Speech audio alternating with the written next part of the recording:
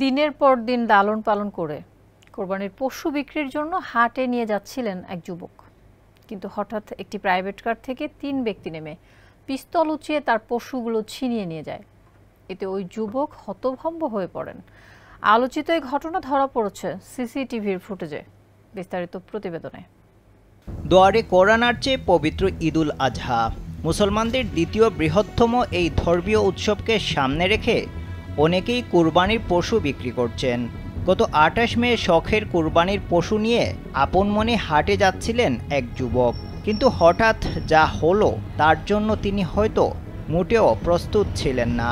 প্রকাশ্যে রাস্তার মাঝখানে কয়েকজন ব্যক্তি একটি প্রাইভেট কার থেকে নেমে তাকে ঘিরে ধরে, একজন পিস্তল বের করে আর ২ জন তার পশুগুলো নিয়ে গাড়িতে তোলে।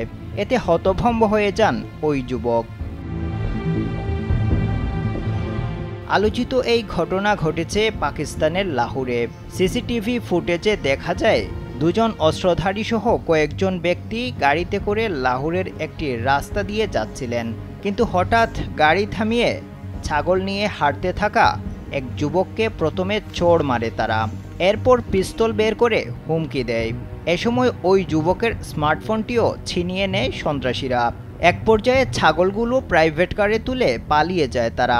তখন ওই যুবককে প্রাণ বাঁচাতে রাস্তার উল্টো দিকে দৌড় দিতে দেখা যায়। ইতিমধ্যে এই ঘটনার একটি ভিডিও সামাজিক যোগাযোগ মাধ্যমে ভাইরাল হয়েছে। এতে নেটিজেনরা ক্ষোভ প্রকাশ করেছেন, বিশেষ করে পাকিস্তানি নাগরিকরা।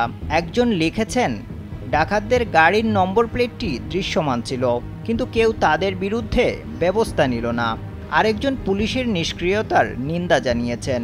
আরও একজন নেট ব্যবহারকারী পুলিশ এবং সরকারের নিন্দা জানিয়ে বলেছেন, কর্তৃপক্ষ কিছুই করবে না, বরং তারা ডাকাতদের সাথে একসাথে বারবিকিউ খাবে।